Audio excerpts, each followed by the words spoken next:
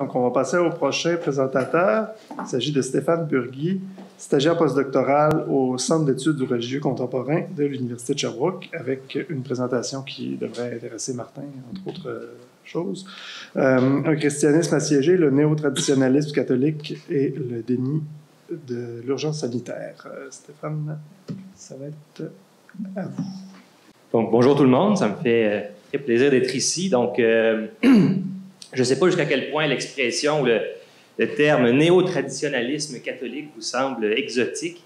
C'est vrai que vu du Québec, on n'a pas beaucoup entendu parler d'une opposition forte et médiatisée de l'Église catholique contre les mesures sanitaires. Par contre, ce que j'ai pu voir, et c'est que derrière le calme apparent du catholicisme circulent beaucoup d'idées. Il y a beaucoup de choses qui se passent et c'est ce que je vais vous présenter, aujourd'hui. Donc, simplement, pour vous montrer quelques exemples un petit peu de quelques réalités, c'est deux événements que j'ai choisis, là.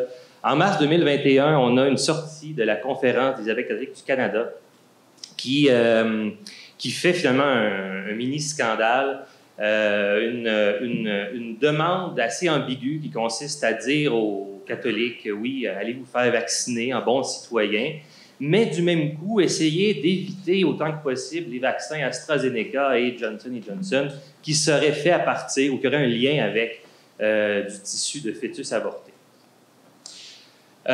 Donc, voilà. Ce qui est assez paradoxal, d'autant plus qu'on sait que l'Église catholique, au niveau du Vatican, avait publié déjà une note, donc la Congrégation de la doctrine de la foi avait déjà publié une note pour dire que sur le plan sanitaire, le fait de se faire vacciner ne posait aucun problème sur le plan moral. Voilà.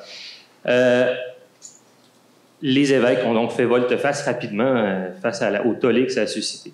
Un autre événement, c'est l'initiative Le Québec prie. Donc, on a vu se multiplier au Québec au début de cette année, dans différentes églises, dans différentes paroisses, des initiatives de prière, non pas pour la fin de la pandémie ou en soutien aux personnes vulnérables, mais bien contre les mesures sanitaires. Et ça se faisait devant les églises. Donc, c'est aussi une manière de protester, dans le fond, contre le fait que les autorités religieuses demandaient le passeport vaccinal pour rentrer dans les lieux de culte.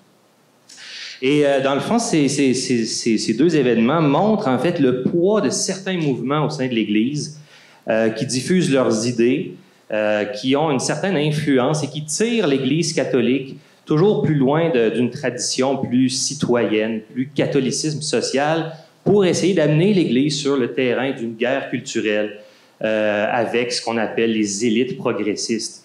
Donc, par exemple, le fait de faire un lien entre le vaccin et l'avortement, le fait de considérer que les mesures sanitaires sont une forme de persécution religieuse, c'est assez typique de ce néo-traditionnalisme au sein du catholicisme. Donc, la question que je me pose, que je vous propose de regarder ensemble, c'est de quels éléments sont composées les narrations catholiques qui ont conduit à un déni de responsabilité face à l'urgence sanitaire. Donc, je vais commencer par définir ce que j'entends par déni de responsabilité.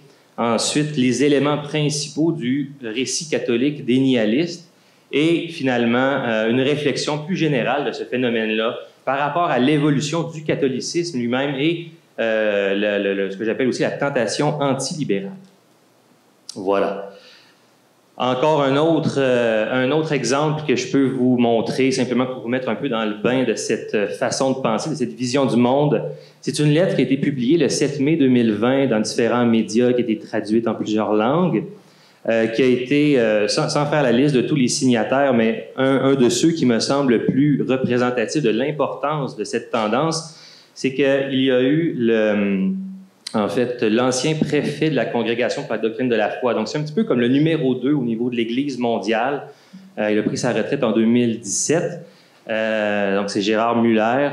Et il a signé cette lettre-là, donc aux accents tout à fait complotistes et apocalyptiques, là. Donc, on a évidemment là, un discours assez commun dans le milieu complotiste, là, un gouvernement mondial qui veut créer la panique sous le prétexte d'une épidémie. on retrouve le lien là, entre vaccin et fœtus avorté. Assez paradoxalement, une référence à la démocratie. Donc, c'est une des caractéristiques du néo-traditionnalisme.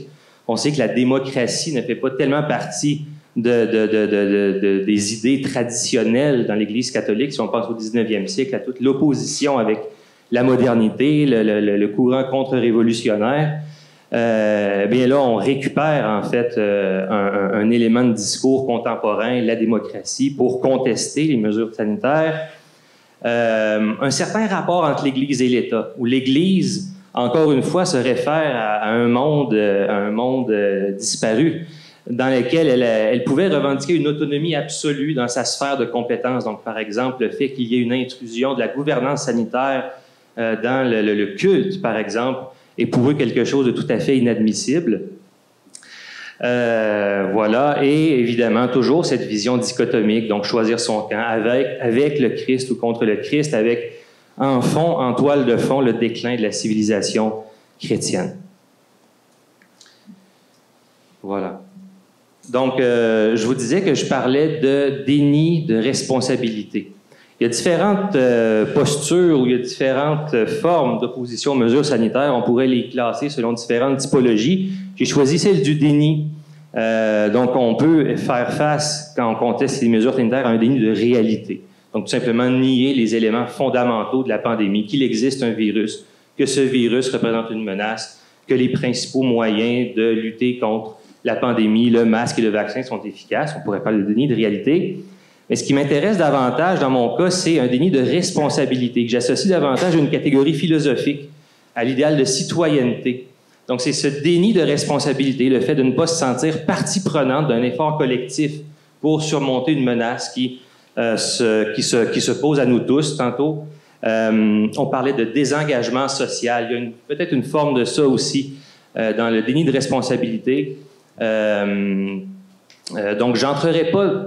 C'est pas le but de ma présentation aujourd'hui que de définir précisément la ligne rouge qui distingue une opposition qui serait une forme de déni de responsabilité à une opposition qui serait légitime. On se rappelle que, par exemple, étendre le confinement aux itinérants a été critiqué. C'est une critique tout à fait légitime des mesures sanitaires, mais simplement pour dire que c'est ce qui me questionne et ce que je cherche à étudier, quelles sont les racines de ce déni de responsabilité dans une frange du catholicisme qui s'est opposée aux mesures sanitaires. J'ai utilisé un triple filtre pour ramasser mon matériel à analyser. Évidemment, je me suis concentré sur des discours qui ont été diffusés Canada, France, États-Unis, donc ce bassin géographique. Ensuite de ça, évidemment, un filtre confessionnel, donc une posture dénialiste, mais évidemment revendiquée à partir d'une identité religieuse, le catholicisme. Et finalement, des personnalités qui se sont prononcées et qui ont aussi produit un corpus analysable, c'est-à-dire qui permet, et c'est ces points-là qui m'intéressent, de comprendre quel est leur rapport à l'État laïque, quel est leur rapport à la démocratie, quel est leur rapport à la sécularisation. Et donc, d'où vient finalement ce déni de responsabilité? Je vous présente ici, j'avais sorti quelques extraits, malheureusement, je pense que le temps ne me permettra pas de vous les présenter davantage, mais je vous les nomme ici.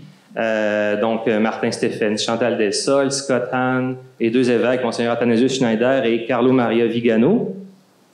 On a ici de tout. On a du complotisme le plus paranoïaque chez Monseigneur Carlo Maria Vigano, ce qu'on ne retrouve pas du tout chez Chantal Delsol.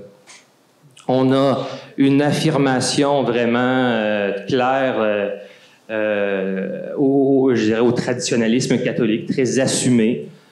Monseigneur Athanasius Schneider, par exemple. Martin Stephens, c'est beaucoup moins clair. On a des gens qui vont publier dans La Croix, dans Le Figaro, Aletheia, le magazine Le Verbe ici au Québec, le magazine catholique, et d'autres qui vont publier, donc qui sont on pourrait dire une ligne plutôt centriste, centre-droit, disons, alors que d'autres vont publier sur des plateformes comme Live Site News, qui est vraiment là du néo-traditionnalisme très militant, très agressif. Par contre, l'ensemble de ces ouvrages-là ont comme caractéristique donc d'avoir eu une position dénialiste. Et ce qui est intéressant, c'est de voir qu'on peut découvrir des traits fondamentaux de leur narration qui expliquent leur position dénialiste. Donc, sans plus tarder, je vous les présente. Donc, c'est ce que je considère comme étant la narration d'un christianisme assiégé. Le premier élément, c'est une vision du monde, et ça, c'est la matrice de cette narration. Une vision du monde déterminée par l'opposition entre l'ordre chrétien et l'ordre séculier. C'est une vision qui peut nous apparaître tout à fait anachronique et qui l'est d'une certaine manière. C'est un état d'esprit qui fait penser à l'antimodernisme du 19e siècle, la contre-révolution. On voit la société moderne essentiellement à travers le prisme de la décadence, et je vous dirais que 9 fois sur 10, la preuve, entre guillemets, de cette décadence, ce sont ces éléments-là, l'avortement et le mariage gay, auxquels on peut ajouter d'autres éléments, évidemment, dépendamment des auteurs. À cet ordre décadent, on oppose l'ordre chrétien, donc on est vraiment dans une dynamique de guerre culturelle, et même si, évidemment, cet ordre chrétien n'existe pas, on va le projeter sur des figures politiques. On va parfois, je dirais, le projeter sur certaines figures politiques, des leaders populistes, des Le Pen, des Zemmour, des Donald Trump, des Viktor Orban, des Vladimir Poutine, qui apparaissent comme des hommes forts capables de restaurer l'ordre moral, de nous sauver de la décadence. Et évidemment, cette opposition implique une méfiance face à la démocratie libérale. Cette posture, évidemment, implique aussi une posture identitaire particulière, en fait, une posture identitaire qui supplante et qui va par-dessus l'identité citoyenne. Donc, on est clairement ici dans une logique communautariste. Donc, toute logique de compromis, de dialogue, d'engagement pour le bien commun au-delà des appartenances communautaires est supplantée, donc, ici, par une logique d'affirmation, voire de reconquête religieuse. Et j'ajoute à ça qu'on conteste ou non le Concile Vatican II, on est clairement dans une posture qui est en retrait par rapport à ce que le Concile Vatican II avait apporté dans le rapport entre l'Église et le monde. On est clairement dans une affirmation, donc encore très ancrée dans le 19e siècle, le nous catholique contre un monde qu'on le qualifie de païen, qu'on le qualifie de franc-maçon, qui est menaçant et qui en même temps est décadent. Ensuite de ça, et j'ouvre une micro-parenthèse ici, c'est ce qui explique aussi la proximité avec le libertarisme, ce qui est très étonnant finalement de voir certains leaders ou certains présenter de manière très positive des personnalités libertariennes ou avoir un discours libertarien par rapport au vaccin, par exemple.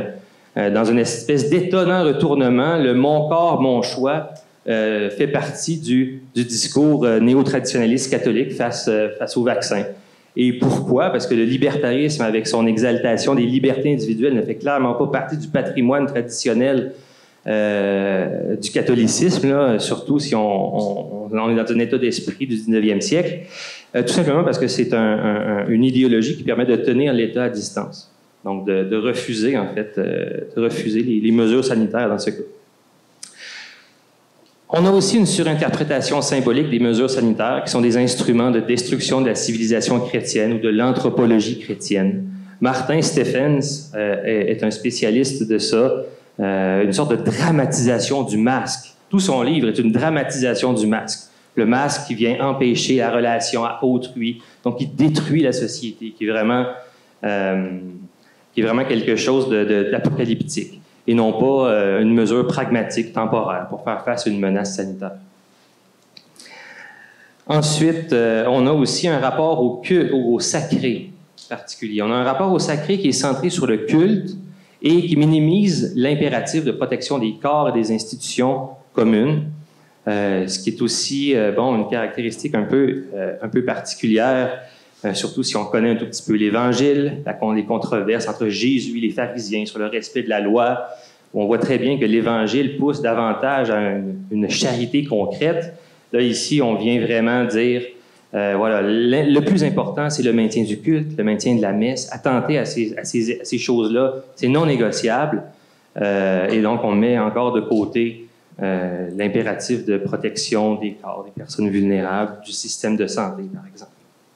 Et finalement, on a, dans tous les discours, différentes stratégies de contournement du consensus scientifique. On peut carrément aller dans les fausses nouvelles, on peut faire du cherry picking, aller chercher quelques informations à gauche, à droite et accélérer, ou on peut être dans une forme de relativisme en disant que finalement, c'est une forme de scientisme que de se fier aux données scientifiques. Voilà. Alors, rapidement, qu'est-ce qu'on peut dire de ce constat, de ce phénomène, de ce néo-traditionnalisme catholique? Alors, premièrement, par rapport à l'évolution du catholicisme. La première chose, c'est que l'opposition aux mesures sanitaires donc, se nourrit d'un discours qui est relativement commun dans la culture ecclésiale contemporaine. On n'est pas dans quelque chose de complètement marginal, de complètement excentrique. C'est quelque chose qui se retrouve assez communément dans l'Église. Je donne simplement un exemple. Quand en France, la SIAZ, donc un comité chargé d'analyser les causes systémiques des abus sexuels dans l'Église, a fait son rapport. En fait, les éléments identifiés, les éléments systémiques, plusieurs de ces éléments-là, finalement, correspondent à la narration que je vous ai dit. Donc, un certain rapport à l'État, un certain rapport à la modernité, un certain rapport de méfiance aux institutions communes, etc., etc.